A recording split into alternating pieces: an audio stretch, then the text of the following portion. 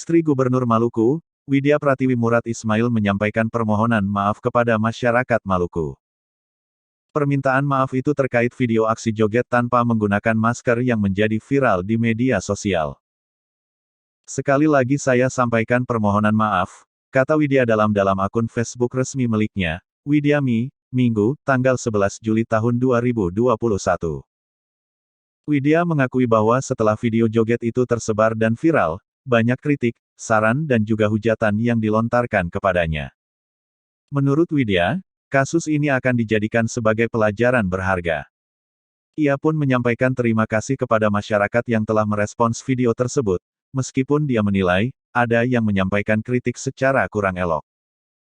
Terima kasih atas kritik, saran dan masukan dari berbagai pihak, walau ada yang disampaikan dengan kurang elok. Saya menerimanya dengan lapang dada dan sekali lagi berharap ini menjadi pembelajaran bagi kita bersama, kata Widya. Widya juga mengajak masyarakat, khususnya di kota Ambon, untuk tetap menjaga diri dan keluarga dari COVID-19.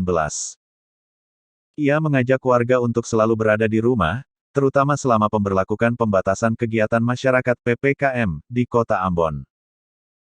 Widya mengatakan, dalam sepekan terakhir ini ia tidak melakukan aktivitas di luar rumah, dan juga membatalkan sejumlah pertemuan yang sebelumnya sudah diagendakan.